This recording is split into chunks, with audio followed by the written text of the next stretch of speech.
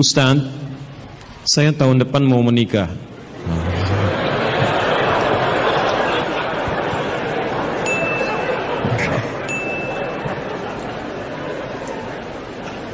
Selalu ada begini. Dengan seorang akhwat. Pasti seorang akhwat, gak mungkin ikhwan. Gak mungkin. Kalau seorang ikhwan ada yang salah dari diri antum ya. Baik, Quran surah ke-49 ayat 13. Ya ayyuhan nasu inna khalaqnakum min dzakarin wa untha. Hei manusia, kami ciptakan kalian pasangannya laki-laki dengan perempuan. Ya, laki-laki disebut dengan ikhwan, perempuan disebut dengan akhwat. Jadi kalau antum ikhwat pasti pasangannya akhwat ya. Allah menciptakan Adam dengan Hawa, bukan Adam dengan Adang, ya, ini beda. Baik. Orang tua sudah setuju, alhamdulillah. Qadar Allah beberapa hari lalu ia memberi kabar bahwa ia sudah menerima lamaran ikhwan lain. Masya Allah.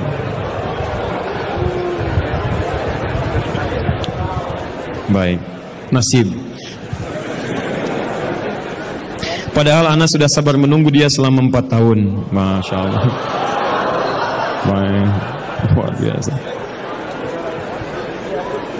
Kita sudah capek-capek hampir 2 jam mendapatkan cahaya, antum jadi meredup lagi. Masya Allah. Saya sabar menunggu dia selama 4 tahun tanpa komunikasi. Ini masalahnya. Beri saya nasihat Ustaz agar saya bisa melupakan dia, agar anak bisa fokus kembali. Allahu Akbar. Agar saya bisa fokus kembali menghafal Al-Quran dan hadis. Ini ujiannya. Jadi pertanyaan saya, antum pengen menghafal Al-Quran dan hadis atau pengen menikah? Baik. Quran surah ke-57 Al-Hadid ayat ke-22. Quran surah ke-2 Al-Baqarah ayat 286. Quran surah ke-3 Ali Imran alhamdulillah ayat 142, posisi paling kiri sebelah atas. Taib. Saya mulai dari Quran surah Al-Hadid surah 57 ayat 22. Ma asaba min musibatin. Tidak pernah ditetapkan satu kejadian. Awas hati-hati. Di bumi fil ardi wala fi anfusikum, atau menimpa dirimu, illa fi kitabin min qabli an nabraha, kecuali semua itu telah tertuliskan di dalam kitab sebelum semuanya nampak dalam kehidupan. Ayat ini ingin memberikan gambaran bahwa semua kejadian-kejadian yang terjadi di muka bumi ini, termasuk dalam terkait aktivitas kita, termasuk dalam pencarian jodoh kita, semuanya telah tertuliskan, diatur oleh Allah Subhanahu wa taala. Singkatnya, semua ada dalam aturan Allah.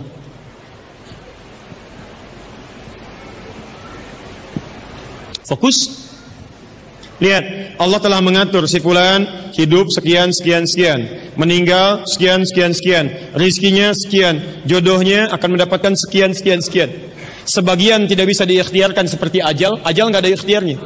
Di Anda tidak bisa ikhtiar untuk bisa menunda atau mempercepat ajal, langsung, nggak bisa diintervensi.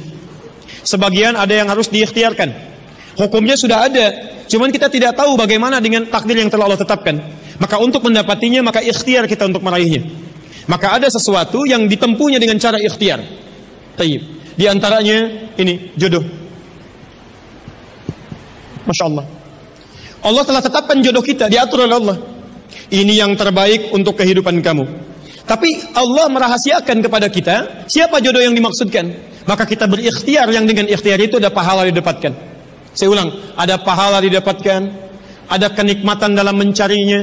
Bayangkan kalau kemudian nikah aja tiba-tiba tanpa ada pencarian. Antum gak akan pernah merasakan bagaimana nikmatnya ta'aruf, bagaimana nikmatnya mengenal, bagaimana mencari, bagaimana pahala bersabar, bagaimana nikmatnya berdoa, bagaimana istikharah dalam menentukan jodoh kita. Itu semua menghasilkan pahala dalam kehidupan kita. Maka yang pertama, lihat ketentuan Allah yang pertama, apapun ikhtiar yang telah Anda tempuh, maka semua ikhtiar ini tetap tidak akan keluar dari aturan Allah Subhanahu wa taala.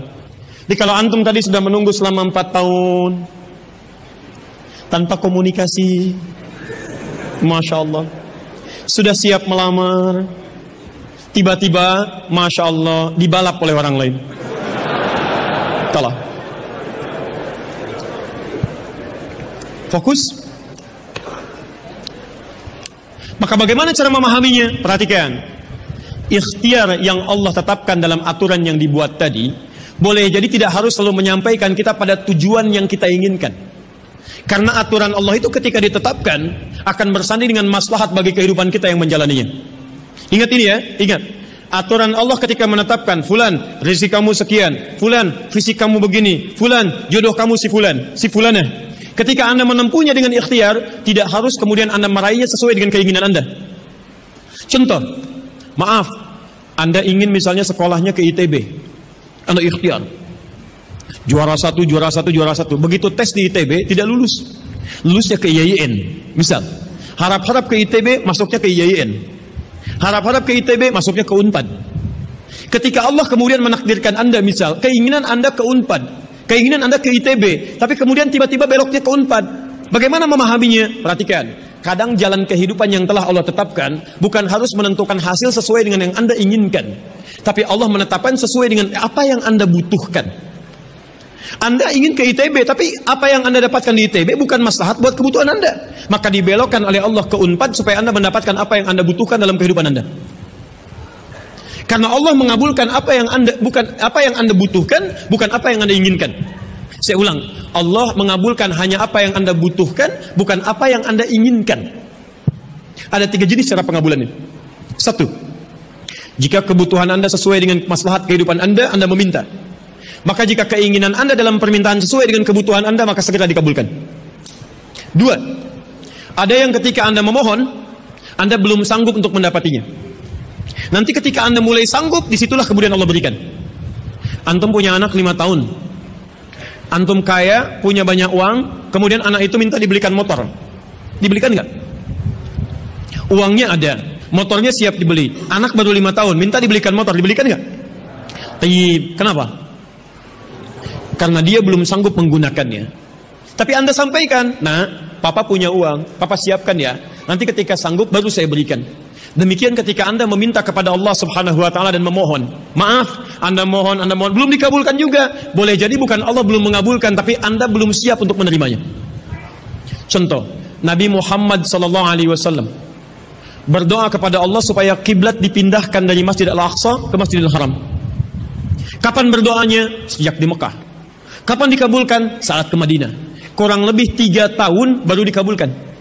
Quran surah kedua Al-Baqarah ayat 144, paling kiri sebelah bawah. Qad nara taqalluba wajhika fis sama' falanuwalliyannaka qiblatan taradaha fawalli wajhaka syatral Masjidil Haram. Muhammad, kami perhatikan engkau senantiasa menengadahkan wajahmu ke langit memohon, meminta.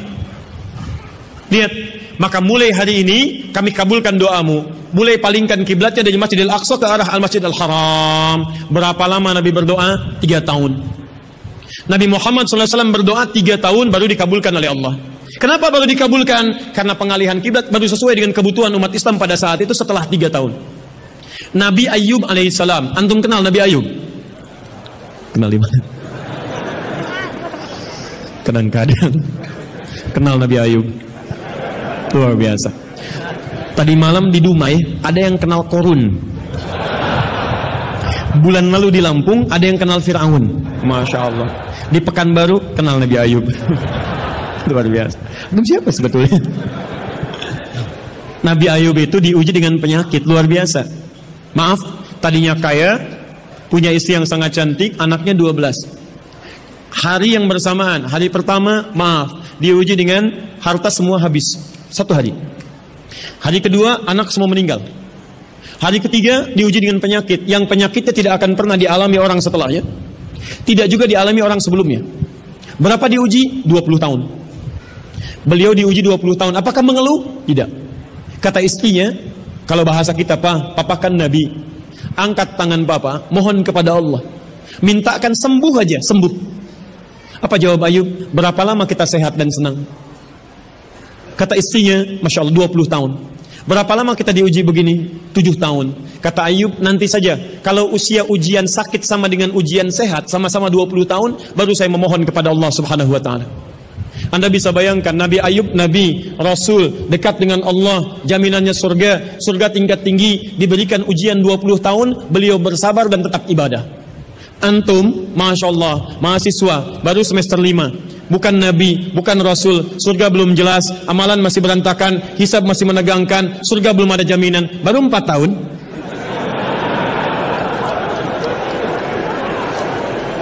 Itu yang terbaik buat antum. Yang terbaik. Jadi bukan berarti ketika Anda tidak mendapatkan dia, dunia hilang untuk Anda. Tidak. Banyak boleh jadi itu hanya titian ajaran dari Allah supaya Anda merasakan bagaimana nikmatnya ta'aruf. Supaya Anda belajar bagaimana mencari yang lebih baik lagi. Lihat kalimatnya, Quran surah ke-24 ayat 26. At-tayyibatu lit-tayyibin wat-tayyibuna lit-tayyibat, al-khabithatu lil-khabithin sebelumnya, wal-khabithuna lil-khabithat. Yang baik akan ketemu yang baik lagi, yang kurang baik bertemu dengan yang kurang baik lagi. Menurut Anda, dia yang terbaik untuk Anda. Menurut Allah, dia bukan yang terbaik untuk Anda. Yang untuk Anda, ada yang lebih baik lagi. Anda mau menghafal Quran, Anda mau menghafal hadis, maka Allah akan kirimkan kepada Anda yang bisa menjaga Quran dan hadis Anda. Kalau dengan 4 tahun belum bisa menjadikan Anda mendapatkan yang terbaik, tunggu. Karena yang terbaik itu lebih daripada yang mulia akan mendapatkan masa yang cukup panjang. Al-Bukhari menulis hadis 16 tahun, kitabnya abadi. Orang menulis kitab 16 hari belum tentu abadi. Jadi ketika Anda diminta menunggu dalam masa yang cukup lama, sebetulnya bukan masanya yang ditunggu, tapi di balik penungguan itu bukankah di situ ada pahala? Tadi Anda katakan Anda rajin berdoa, bukankah di doa itu ada pahalanya?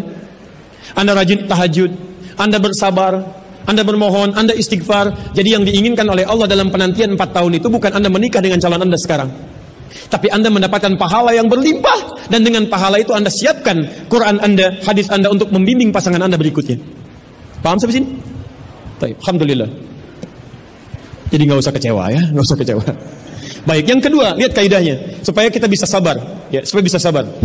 2 Quran surah kedua ayat 286. La yukallifullahu nafsan illa. Tidak mungkin Allah menguji seorang hamba kecuali dia sanggup untuk mengatasinya. Tidak mungkin Allah menguji seorang hamba kecuali dia sanggup untuk mengatasinya. Tolong baca kalimat ini dengan baik ya. Kalau Anda sedang punya masalah, seberat apapun itu, yakinkan kata Al-Quran, tidak mungkin masalah ini diujikan kepada Anda kecuali Anda sanggup. Jadi kalau Anda tidak sanggup, mustahil ujian ini dititipkan kepada Anda. Jadi kalau Anda sekarang misal sedang punya ujian seberat apapun, itu tandanya cuman Anda yang sanggup, yang lain tidak sanggup. Makanya tidak diujikan kepada pemuda lain, cuman Anda, karena Anda yang sanggup menanggung bebannya. Orang lain mungkin sudah naik ke atas atap tuh, loncat, tidak. Anda tidak. Karena cuman Anda yang mampu, bukan orang lain. Ketika Anda mengatakan, ya Allah, kenapa mesti saya yang diuji? Kenapa mesti saya yang mengalami? Why me? Kata Allah, why not? Kenapa tidak? Cuman kamu yang mampu, kamu yang harus dapatkan pahalanya, yang lain tidak. Cuman Anda yang jadi pemuda yang kuat, yang lain belum tentu. Tapi nggak usah terlampau bangga, langsung pulang dari sini bikin status. Memang cuman saya yang mampu, masya Allah. Pekerjaan. Ya. Yang ketiga, tetap ikhtiar. Quran surah 49 ayat ke-13. Jadi jangan sampai, maaf, ya, peluang Anda tidak mendapatkan yang tadi Anda telah harapkan, menjadikan Anda putus dalam berikhtiar. Cari, masih banyak perempuan semuka bumi. Masa tidak ada yang cocok untuk Anda? Lihat, ya ayuhan nasu inna khalaqnakum min dzakarin wa untha wa ja'alnakum syu'uban wa qabail lita'arafu. Hei manusia, kami ciptakan engkau laki-laki, ada perempuan jodohmu. Dan kami pisahkan berbeda-beda daerah. Ya, lihat syu'ub, beda daerah, RT, RW, lurah, kecamatan, kabupaten sampai sedunia. Kalau nggak ketemu di satu RT, cari satu RW ya. Yang nanya tadi. Kalau tidak ada satu RW, cari satu kampung. Masa nggak ada yang ketemu? Boleh menikah dengan perempuan sekampung? Tidak. Masa sekampung mau dinikahi? Tidak. Batas paling maksimal 4. Sekampung tidak pilih satu dari sekampung. Sekampung mau dinikahi, masya Allah. Silahkan cari, ya. Anda tadi masih kuliah, kan? Silahkan cari. Barangkali ketemu di kampus, ya. Boleh menikah dengan seorang anak yang sedang kuliah? Tidak, sedang kuliah masa dinikahi. Pulang dulu dari situ, ya. Pulang dari kampus, baik-baik di rumah, baru nikah. Ini di kampus mau dinikahi. Ya. Cari, silahkan. Nggak ketemu misalnya, mohon maaf, ya, satu kecamatan, kabupaten. Nggak ketemu beda provinsi. Anda orang Riau, mungkin jodoh Anda ada di Jawa. Cari, ta'aruf. Nggak ada di Jawa, ada di Sumatera. Nggak ada Sumatera, ada di Papua. Luas Indonesia.